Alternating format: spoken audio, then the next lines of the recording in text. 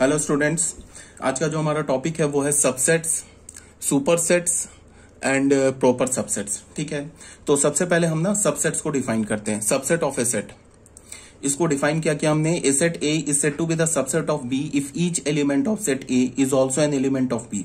एक capital set A B set का subset कहलाएगा जब ए सेट के सारे एलिमेंट्स बी में प्रेजेंट हो। ठीक है, if A is a subset of B we write as A is a subset of B. ठीक है, हम लोग लिखेंगे कैसे, ऐसे। ये देखो ए ऐसे करके एक सी को थोड़ा कंप्रेस फॉर्म में लिखेंगे और उसके बाद एक इक्वल डालेंगे और बी। तो ये क्या कहला रहा है, ये क्या बोल रहा है कि ए के एलिमेंट, ए सेट के सारे एलिमेंट बी में प्रेजेंट है। तो हम इसे क्या बोलेंगे, A is a subset of B. तो thus A is a subset of B if and only, इसे क्या बोलते हैं, इफ एंड ओनली इफ। अगर कोई एलिमेंट एक्स सेट ए में है तो वो इंप्लाई कर रहा है कि वो एक्स बी में भी है। क्यों?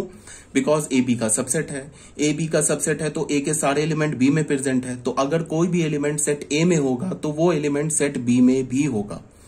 ठीक है, तो मैंने क्या बोला कि अगर ए सेट के सारे एलिमेंट सेट बी में है तो ए सेट बी सेट का सबसेट होगा, उसको हम ऐसे लिखेंगे। ठीक है, एक ऐसे कंप्रेस सी और नीचे इक्वल डाल देंगे। फॉर एग्जाम्पल देखो, हमारे पास एक सेट दे रखा है ए 1 2 3, एक बी सेट दे रखा है 2 3 5 1। तो यहाँ पे क्लियर है, ए सेट में क्या हमारे 1 एलिमेंट है, यहाँ भी 1 है, यहाँ 2 है, यहाँ भी 2 है, यहाँ 3 है, यहाँ भी 3 है। तो ए सेट के सारे एलिमेंट बी में प्रेजेंट है तो हमने क्या लिखा, A is a subset of B. ठीक है, फिर यहाँ देख लो, ए सेट में क्या हमारे पास 1 2 3 और बी सेट में क्या 2 3 1। यहाँ एक्चुअल में क्या है कि सेट ए और सेट बी आपस में इक्वल है। तो सेट ए बी आपस में इक्वल है तो ए के सारे एलिमेंट बी में होंगे एंड बी के सारे एलिमेंट किस में होंगे, ए में होंगे। तो इस केस में क्या होगा, ए बी का सबसेट होगा एंड बी भी ए का सबसेट होगा। ठीक है, तो हम ऐसे लिखेंगे, A is the subset of B and B is the subset of A. तो ए बी का सबसेट है और बी ए का सबसेट है। ये पॉसिबल तभी होगा जब दोनों सेट इक्वल होगा। इनफैक्ट हम इस रिजल्ट को यूज करेंगे दो सेट्स को इक्वल प्रूफ करने में। मान लो कि अगर हमारे पास ऐसे गिवन है कि proof that set A is equal to set B, और अगर हम ये शो कर पाए कि A set is the subset of B and B set is the subset of A, तो प्रूफ हो जाएगा A set is equal to B set. ठीक है, यहां तक आगे बात समझ में। अब थर्ड पॉइंट पे आ जाओ। हमारे पास एक सेट ए दे रखा है 2 3 5 और सेट बी दे रखा है 1 2 3 5। तो यहां पे क्या है, क्लियर है कि ए सेट के एलिमेंट क्या है 2 3 5, यहां भी 2 3 5 है। तो ए बी का सबसेट है, A is the subset of B but B is not, A is the subset of B but B is not the subset of A. B A का सबसेट नहीं है। देख लो यहाँ पे क्या हमारे पास 1 एलिमेंट है ना बी में, ये ए में तो नहीं है।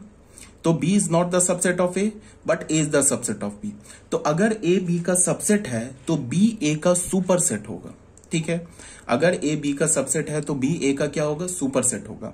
तो हमने क्या लिखा, ऐसे लिखा, तो A is the subset of B, इसे हमने क्या बोला, A is the subset of B. और यहां क्या बोला, बी इज द, बी लिखा, बस कुछ नहीं है, बी ऐसे लिखा, इसको ऐसे घुमा दिया। उसके बाद क्या हो गया, ये B is the super set of A, B क्या हो जाएगा, ए का सुपर सेट हो जाएगा। ठीक है, इस केस में देखो, सेकंड जो है इस केस में देखो, इस केस में क्या है कि ए बी का सबसेट है, बी ए का भी सबसेट है। तो यहां क्या होगा, ए जो होगा, बी जो होगा वो ए का सुपर सेट हो जाएगा। क्यों? बिकॉज ए बी का सबसेट है। और ए जो होगा वो भी बी का सुपर सेट हो जाएगा। क्यों? बिकॉज बी ए का सबसेट है। ठीक है ना।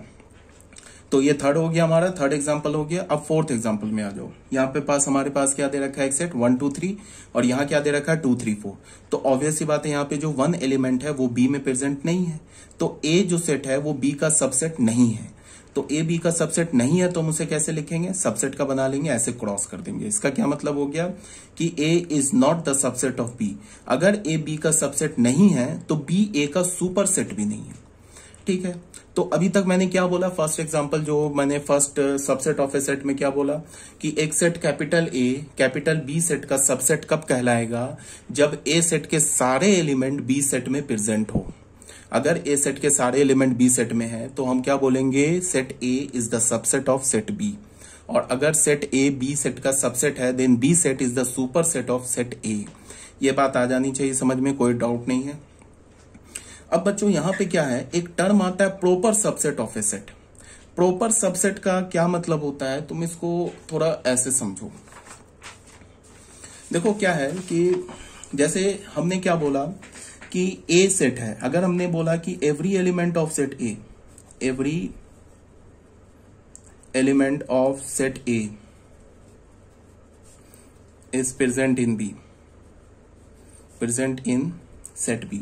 अगर हमने ऐसे बोल दिया ए सेट के सारे एलिमेंट बी सेट में प्रेजेंट है, अगर हमने ऐसे बोला तो इसका क्या मतलब हो गया, ए बी का सबसेट हो गया। हम सबसेट को कैसे लिखते हैं, ऐसे कंप्रेस सी, उसके बाद एक ऐसे इक्वल का साइन बनाते हैं। तो ये इसका क्या मतलब हो गया, अगर हमने ऐसे लिखा इसका क्या मतलब है, A every element of set A is present in B. तो यहां पे बच्चों ना, यहां पे दो कंडीशंस आ गए, ऐसे लिखने में दो कंडीशंस आ गए। ठीक है, क्या कंडीशन आ गया वो देखो। अगर हमने लिखा ऐसे लिखा ना, तो यहां पे ऐसे दो कंडीशन हो गया। एक तो ये हो गया ऐसे, जैसे हमने लेस देन इक्वल्स टू पढ़ते हैं ना, सेम उसी तरह less than equals to type है। और यहां पे क्या हो गया, A is equal to B. इसका क्या मतलब है, इसका क्या मतलब है, इसका मतलब है कि एवरी एलिमेंट ऑफ सेट ए, यहां पे मैंने ऐसे इक्वल का साइन नहीं लगाया, तो इसका क्या मतलब है, every element of set A present in set B. A के सारे एलिमेंट बी में प्रेजेंट है, but B have some extra element which is not present in A. इसका क्या मतलब है, सेट ए के सारे एलिमेंट तो सेट बी में है, बट बी में कुछ एक्स्ट्रा एलिमेंट भी है। इस बात को हम ऐसे भी बोल सकते हैं कि ए के सारे एलिमेंट बी में तो है, बट ए सेट और बी सेट आपस में इक्वल नहीं है। ठीक है, एक तो ये हो गया, ऐसे लिखने को बता रहा हूं। अगर ऐसे लिखा है तो एक तो ये ऑप्शन हो गया। अगर मान लो सेट ए और सेट बी अननोन है और मैंने इतना इंफॉर्मेशन दे दिया कि ए सेट के सारे एलिमेंट बी सेट में प्रेजेंट है, तो एक केस तो ये हो सकता है, क्या हो गया कि ए सेट के सारे एलिमेंट बी सेट में है, बट ए और बी इक्वल नहीं है। अगर ऐसा हो गया तो भी ए सेट के सारे एलिमेंट सेट बी में है। ऐसा अगर हो जाए कि सेट ए और सेट बी दोनों इक्वल हो जाए, तो भी ए सेट के सारे एलिमेंट सेट बी में है, तो भी ए बी का सबसेट हो जाएगा। समझ रहे हो बात को। तो ऐसे लिखने में क्या हो गया कि ये भी पॉसिबिलिटी कवर हो गई, ये भी पॉसिबिलिटी कवर हो गई। अगर ये पॉसिबिलिटी है कि ए सेट के सारे एलिमेंट बी में है बट ए और बी इक्वल नहीं है, तो भी ए बी का सबसेट हो जाएगा। अगर ए सेट और बी सेट इक्वल है तो भी ए बी का सबसेट हो जाएगा। तो जनरली आईआईटी जेईई में क्या करते हैं कि अगर ए बी का सबसेट है तो वो ऐसे लिखते हैं, अगर ए बी का सबसेट है तो वो ऐसे लिखते हैं। उसमें दोनों पॉसिबिलिटी कवर हो गई। इसमें पहली पॉसिबिलिटी ये वाली भी कवर हो गई कि ए सेट के सारे एलिमेंट बी में है बट ए और बी सेट इक्वल नहीं है। ये भी पॉसिबिलिटी कवर हो गई कि ए और सेट बी इक्वल है। इस केस में भी ए बी का सबसेट हो जाएगा, इस केस में भी ए बी का सबसेट हो जाएगा। इस केस में क्या होता है कि जब ए के सारे एलिमेंट बी में प्रेजेंट है बट ए सेट और बी सेट इक्वल नहीं है, मतलब बी में कुछ एक्स्ट्रा एलिमेंट भी है, तो हम ए सेट को बी सेट का प्रॉपर सबसेट बोलते हैं। क्या बोलते हैं, प्रॉपर सबसेट। आ रही है मेरी बात समझ में। तो इस केस को हम क्या बोलते हैं, प्रॉपर सबसेट बोलते हैं। तो ऐसे करके ऐसे क्या लिखेंगे, आईआईटी जेईई के जितने भी एग्जाम्स होते हैं या जो भी कॉम्पिटिटिव एग्जाम्स होते हैं उसमें ऐसे लिखता है ए सेट और बी सेट। अगर ए सेट बी सेट का सबसेट है तो उसको ऐसे लिखेगा। एनसीईआरटी में क्या है कि एनसीईआरटी देख लो, एनसीईआरटी के लिए बता रहा हूं और आईआईटी जेईई दोनों का अलग अलग नोटेशन है। आप ऑब्वियस सी बात है बोर्ड के लिए एनसीईआरटी को फॉलो करोगे। एनसीईआरटी में सबसेट को क्या लिखेगा, वो ऐसे लिखेगा, एनसीईआरटी में ऐसे लिखेगा। ठीक है, और प्रॉपर सबसेट को वो ऐसे लिखेगा, and is not equal to B. ठीक है, आईआईटी में सबसेट को कैसे लिखेगा, ऐसे, और प्रॉपर सबसेट को कैसे लिखेगा आईआईटी में, ऐसे। इसको ध्यान में रखना है।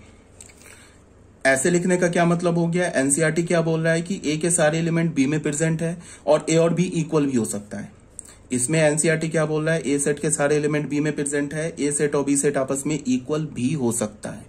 ठीक है, आईआईटी के एग्जाम में कैसे आएगा, ऐसे। इसका क्या मतलब है, ए के सारे एलिमेंट बी में प्रेजेंट है, ए और बी यहां भी इक्वल हो सकता है, तो ये इक्वलिटी ऐसे लगा देगा। एनसीईआरटी ऐसे लिखेगा। और एनसीईआरटी प्रॉपर सबसेट को कैसे लिखेगा, ऐसे। Sorry, this is B, not zero, this is B. ठीक है, एनसीईआरटी ऐसे लिखेगा प्रॉपर सबसेट को। इसका क्या मतलब हो गया कि ए सेट के सारे एलिमेंट बी सेट में प्रेजेंट है बट ए सेट और बी सेट आपस में इक्वल नहीं है। और यहां पे आईआईटी में कैसे लिखेगा, ऐसे लिखेगा। इसका क्या मतलब हो गया कि ए सेट के सारे एलिमेंट सेट बी में प्रेजेंट है and A set B set equal नहीं है। एक बार फिर से बोल दे रहा हूं कि जैसे अगर मान लो कि अगर मैंने बोला इतना इंफॉर्मेशन तुम्हें देके मैं चुप हो गया, मैंने इतना बोला कि ए सेट के सारे एलिमेंट सेट बी में प्रेजेंट है, इतना बोल के मैं चुप हो गया, तो यहाँ पे बच्चों दो पॉसिबिलिटी हो सकती है। पहली पॉसिबिलिटी क्या कि ए सेट के सारे एलिमेंट सेट बी में प्रेजेंट हो बट ए और बी सेट इक्वल नहीं हो, मतलब बी में कुछ एक्स्ट्रा एलिमेंट भी हो, तो अगर ऐसा है तो इसे हम क्या बोलेंगे, प्रॉपर सबसेट। क्या बोलेंगे, प्रॉपर सबसेट। ऐसा भी हो सकता है कि ए सेट और बी सेट आपस में इक्वल हो, ठीक है, तो ए सेट और बी सेट इक्वल हो तो भी ए सेट के सारे एलिमेंट बी में प्रेजेंट है। तो अगर मैंने बोला ना कि ए सेट के सारे एलिमेंट बी में प्रेजेंट है तो दोनों पॉसिबिलिटी हो सकती है। ये भी पॉसिबिलिटी हो सकती है कि ए के सारे एलिमेंट बी में तो प्रेजेंट है बट बी में कुछ एक्स्ट्रा है। ये भी पॉसिबिलिटी हो सकती है कि ए सेट और बी सेट आपस में इक्वल है। इन दोनों पॉसिबिलिटी को कंबाइन करके आईआईटी ऐसे लिखता है और एनसीईआरटी ऐसे लिखता है, ठीक है। अब अगर ये पॉसिबिलिटी हो कि ए के सारे एलिमेंट बी में प्रेजेंट हो बट ए और बी इक्वल नहीं है तो आईआईटी ऐसे लिखता है, एनसीईआरटी ऐसे लिखता है। इस बात को तुम्हें समझना है, ठीक है। तो एक बार और बता रहा हूं कि अगर ए सेट के सारे एलिमेंट बी में प्रेजेंट हो बट ए और बी इक्वल नहीं हो तो ऐसे सबसेट को हम प्रॉपर सबसेट बोलते हैं। क्या बोलते हैं, प्रॉपर सबसेट बोलते हैं। लेकिन मैं अगर इतना इंफॉर्मेशन देके चुप हो जाऊं कि ए सेट के सारे एलिमेंट बी में प्रेजेंट है, इतना बोल के मैं चुप हो जाऊं, तो दो पॉसिबिलिटी हो सकती है। एक तो ये पॉसिबिलिटी हो जाएगी कि ए सेट के सारे एलिमेंट बी में प्रेजेंट है बट बी में कुछ एक्स्ट्रा एलिमेंट है, एक ये पॉसिबिलिटी हो गई। तो इस पॉसिबिलिटी को भी ऐसे लिखेंगे और ए सेट बी सेट इक्वल है, दोनों को कंबाइन करके आईआईटी ऐसे लिखता है और एनसीईआरटी ऐसे लिखता है। अगर ये पॉसिबिलिटी है कि ए सेट के सारे एलिमेंट बी में प्रेजेंट है बट ए और बी आपस में इक्वल नहीं है तो एनसीईआरटी ऐसे लिखेगा, आईआईटी ऐसे लिखेगा, ठीक है। इसको हम क्या बोलते हैं, प्रॉपर सबसेट बोलते हैं। इस केस में इसको हम क्या बोलते हैं, प्रॉपर सबसेट बोलते हैं, ठीक है। काफी मैंने एक्सप्लेन कर दिया। अब आ जाओ प्रॉपर सबसेट में। प्रॉपर सबसेट क्या बोल रहा है, a set capital A is said to be a proper subset of set B if A is a subset of B and A is not equals to B। इसका क्या मतलब है कि सेट A सेट B का proper subset होगा। कब होगा, जब A सेट के सारे एलिमेंट B में प्रेजेंट हो बट A और B इक्वल नहीं हो। मतलब क्या हो, B में कुछ एक्स्ट्रा एलिमेंट हो। तो ऐसे लिखेंगे हम, ठीक है। ये ऐसे लिखने, ये किसके लिए लिखा मैंने, जो आईआईटी में पूछेगा। आईआईटी में जो नोटेशन होगा वो ऐसे होगा। एनसीईआरटी में कैसे नोटेशन होगा, वो ऐसे करेंगे, ऐसे लिखेंगे। एनसीईआरटी में प्रॉपर सबसेट को ऐसे लिखेंगे, ठीक है। Every element of set A is present in B and B has at least one element which is not an element of A. A set के सारे एलिमेंट तो बी में होंगे बट बी में कुछ ऐसा एलिमेंट होगा जो ए में प्रेजेंट नहीं है, मतलब बी में कुछ एक्स्ट्रा एलिमेंट होगा। क्लियर है यहां तक, कोई डाउट नहीं है। अब इसका कुछ एग्जांपल आ जाओ। इस एग्जांपल में क्या हो गया, ए सेट हमने ले लिया 1 2 3, बी सेट हमने ले लिया 2 3 4 1 5। ऑब्वियस सी बात है 1 2 3 इसमें प्रेजेंट है बट इसमें कुछ एक्स्ट्रा एलिमेंट भी है। कौन सा एलिमेंट है, 4 और 5। 4 5 एक्स्ट्रा एलिमेंट है तो ए सेट बी सेट का सबसेट हो जाएगा, ठीक है। तो अगर ये एनसीईआरटी होता तो एनसीईआरटी क्या करता, एनसीईआरटी ऐसे लिख देगा। इस केस की बात कर रहा हूं, फर्स्ट एग्जांपल की। एनसीईआरटी कैसे लिखेगा, वो देखो। एनसीईआरटी ऐसे लिखेगा, A is a subset of B. ये लिखेगा, अगर मान लो हमारे पास सेट ए ऐसे दे रखा है 1 2 3 1 2 3 एंड सॉरी बी दे रखा है हमारे पास 2 3 4 1 5, ठीक है। तो एनसीईआरटी इसको ऐसे लिखेगा, ए प्रॉपर सबसेट है तो A is a subset of B and A is not equals to B. NCERT ऐसे लिखेगा। अब ये लिखेगा एनसीईआरटी और आईआईटी में कैसे लिखेगा, A is only the subset of B, ऐसे लिख देगा, ठीक है। बट ए और बी के बारे में कोई इंफॉर्मेशन, ये ए और बी सेट गिवन नहीं हो बट इतना गिवन हो कि ए के सारे एलिमेंट बी में प्रेजेंट है तो ए बी का सबसेट हो जाएगा। तो उसके लिए एनसीईआरटी कैसे लिखेगा, सिर्फ ऐसे। ये जो आईआईटी जो प्रॉपर सबसेट वाला यूज कर रहा है ना, वो एनसीईआरटी ऐसे लिखेगा। कब, जब ए के सारे एलिमेंट बी में प्रेजेंट हो। आईआईटी में क्या लिखेगा, ऐसे ही। आईआईटी दोनों कवर कर लेगा, वो भी कवर कर लेगा जब ए बी के इक्वल है और ए बी में कुछ एक्स्ट्रा एलिमेंट है, ठीक है। तो यहां पे देख लो, सेकंड में आ जाओ। अब ए हमारा 1 2 3 दे रखा है, बी हमारा क्या दे रखा है 2 3 1। तो यहां पे क्या हमारा, देन ए एंड बी। ए तो बी बच्चों, ए जो है बी का सबसेट है। इसमें काम करो 1 2 3 2 3 1, इसमें कुछ एक्स्ट्रा एलिमेंट डाल दो। मान लो सपोज दैट तुम ऐसा करो, इसमें तुम 4 डाल दो, 1 को ना 4 बना दो, अपने पीडीएफ में करेक्ट कर लेना। 1 को तुमने 4 बना दिया, तो यहाँ पे ऑब्वियस सी बात है कि ये जो 1 है वो A में प्रेजेंट है बट B में प्रेजेंट नहीं है, तो A B का सबसेट नहीं होगा, तो ऐसे लिखेंगे। और A जब B का सबसेट नहीं होगा तो B A का सुपर सेट नहीं होगा, तो ऐसे लिखेंगे। ठीक है, यहां तक क्लियर है, कोई डाउट नहीं होनी चाहिए। ठीक है, एक बार और चलो बता दे रहा हूं, एक बार और लास्ट टाइम 2 मिनट में। मैंने क्या बोला, मैंने ये बोला कि अगर हमारे पास सिर्फ ए और बी सेट गिवन नहीं हो, ए और बी सेट के बारे में कोई इन्फॉर्मेशन नहीं गिवन हो, बट सिर्फ एक इन्फॉर्मेशन गिवन हो कि ए के सारे एलिमेंट बी में प्रेजेंट है, तो 2 पॉसिबिलिटी हो सकती है कि ए के सारे एलिमेंट बी में प्रेजेंट हो और बी में कुछ एक्स्ट्रा एलिमेंट हो, या ये भी पॉसिबिलिटी हो सकती है कि ए सेट और बी सेट इक्वल है, तो आईटी में ऐसे लिख देगा। ठीक है, एनसीईआरटी ऐसे लिखेगा। अगर ये तुम्हें गिवन हो कि ए के सारे एलिमेंट बी में तो है बट बी में कुछ एक्स्ट्रा एलिमेंट है, तो आईटी ऐसे लिखेगा, एनसीईआरटी ऐसे लिखेगा, and is not equals to B. इस केस को और इस केस को हम क्या बोलते हैं, प्रॉपर सबसेट बोलते हैं। ठीक है, और इस केस को हम क्या बोलते हैं, इम्प्रॉपर सबसेट बोलते हैं। इम्प्रॉपर सबसेट में दोनों पॉसिबिलिटी आ सकती है। पहली पॉसिबिलिटी क्या कि ए के सारे एलिमेंट बी में प्रेजेंट हो और ए और बी सेट इक्वल हो, ये भी ए के सारे एलिमेंट बी में प्रेजेंट हो, बी में कुछ एक्स्ट्रा एलिमेंट हो, ये भी पॉसिबिलिटी आ सकती है। ये भी पॉसिबिलिटी आ सकती है कि ए के सारे एलिमेंट बी में प्रेजेंट हो और बी में कुछ एक्स्ट्रा एलिमेंट हो, ये दोनों पॉसिबिलिटी आ सकती है। किस केस में, इम्प्रॉपर सबसेट में। प्रॉपर सबसेट में सिर्फ एक ही पॉसिबिलिटी होगी कि ए के सारे एलिमेंट बी में प्रेजेंट है बट ए और बी सेट इक्वल नहीं है। ठीक है, अब आ जाओ बच्चों नोट 1 में। नोट 1 में क्या बोल रहा है कि सेट ऑफ जो नेचुरल नंबर होता है वो सेट ऑफ होल नंबर का प्रॉपर सबसेट होता है।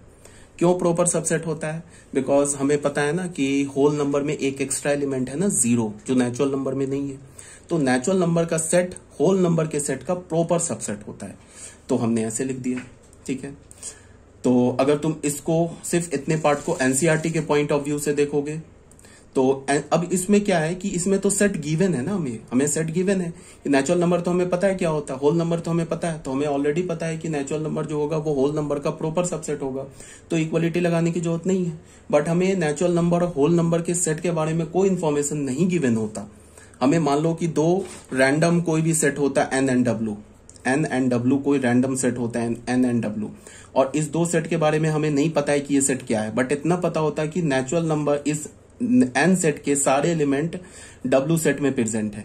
तो एनसीईआरटी कैसे लिखता है, ऐसे लिखता। आईआईटी में कैसे लिखता है, ऐसे लिखता। आईआईटी दोनों पॉसिबिलिटी कवर कर लेता। तो ये भी एनसीईआरटी में इम्प्रॉपर सबसेट लिखा है और आईआईटी के पॉइंट ऑफ व्यू से ये भी इम्प्रॉपर सबसेट लिखा है।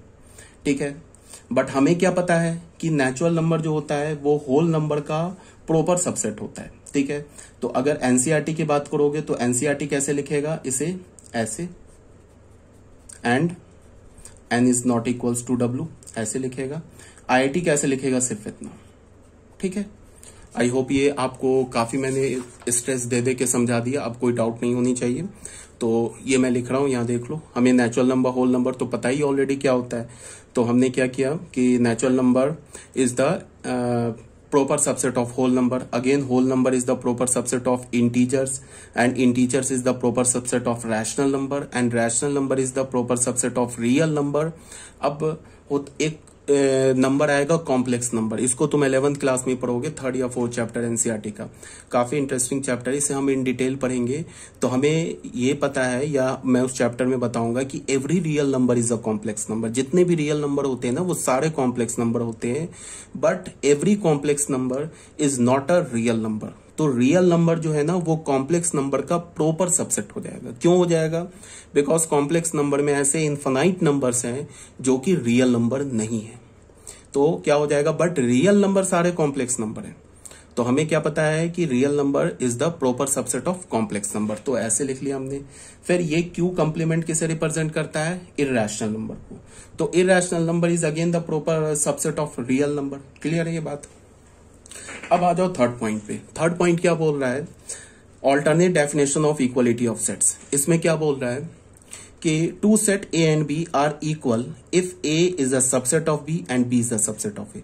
अच्छा, मैं जो अभी यूज कर रहा हूं ना वो मैं कौन सा यूज कर रहा हूं, आईआईटी के पॉइंट ऑफ व्यू से लिख रहा हूं। ठीक है, एनसीईआरटी के पॉइंट ऑफ व्यू से नहीं लिख रहा हूं। तो मैंने यहां क्या बोला कि दो सेट ए और बी आपस में इक्वल होगा। कब होगा? जब ए सेट के सारे एलिमेंट बी में प्रेजेंट हो और बी के सेट के सारे एलिमेंट ए में प्रेजेंट हो। मतलब क्या हुआ? A set is the subset of B set and B set is the subset of A set. अगर ऐसा है तो ए सेट और बी सेट इक्वल हो जाएगा। इसको हम यूज करेंगे दो सेट को इक्वल प्रूफ करने में, इसको ध्यान में रखना, ठीक है। 10 ए सेट बी सेट के इक्वल होगा if and only if A is the subset of B and B is the subset of A. अगर एनसीईआरटी होता ना तो ये इक्वलिटी हटा देता, ठीक है, क्योंकि एनसीईआरटी ए सेट प्रॉपर सबसेट है और ए बी दोनों इक्वल है, उसको वो इक्वलिटी हटा के लिखता है, ठीक है। तो एनसीईआरटी होता तो क्या करता है? इक्वलिटी हटा देता, ठीक है। यहां तक नोट में क्या हो गया? ऐसे लिखा, A is a proper subset of B if and only if A is a subset of B and A is not equals to B. ये लिखने का क्या मतलब हो गया कि इम्प्रॉपर सबसेट होने का क्या मतलब हो गया कि ए के सारे एलिमेंट तो बी में है बट ए और बी इक्वल नहीं है, ठीक है। तो ये फिर मैं एक बार स्ट्रेस देके बता रहा हूं कि मैं जो लिख रहा हूं आईटी के पॉइंट ऑफ व्यू से लिख रहा हूं। तो ए के सारे एलिमेंट बी में है, उसको मैंने ऐसे लिखा, ठीक है। अगर तुम एनसीईआरटी के पॉइंट ऑफ व्यू से देखोगे तो ये इक्वलिटी हटा देगा, ठीक है। अब आ जाओ बच्चों super set of A set. Set का सुपर सेट क्या होता है ये भी मैंने डिटेल ये बता रखा है अभी, फिर एक बार देख लो। A set capital A is set to be the super set of B set B if B is the subset of A. A set B set का सुपर सबसेट कब होगा? जब बी सेट ए सेट का subset होगा। अगर ऐसे तुम देख लो, ए अगर बी का सबसेट है, ठीक है, अच्छा, A is a set to be the super set. A अब सुपर सेट कब कहलाएगा? A is the subset of B. यहां पे क्या है? बी जो है इसको बी कर लो, B is the set to be the super set of set A if A is the subset of B. A क्या होगा? बी का सबसेट होगा, ठीक है। तो अगर ए बी का सबसेट है तो हम क्या बोलेंगे? बी ए का सुपर सेट है, ठीक है। अगर ए बी का सबसेट है तो ये फिर मैंने क्या लिखा है? आईटी के पॉइंट ऑफ व्यू से लिखा है। एनसीईआरटी होता तो क्या करता? इसे ये इक्वलिटी हटा देता, बिकॉज हमें क्या पता है कि बी जो सेट है ना is the super set of A if A is the subset of B. ये ए लिखा है बच्चों, ए बी का सबसेट है तो ए बी का सबसेट है तो इतना ही पता है ना कि एक सेट के सारे एलिमेंट बी में प्रेजेंट है।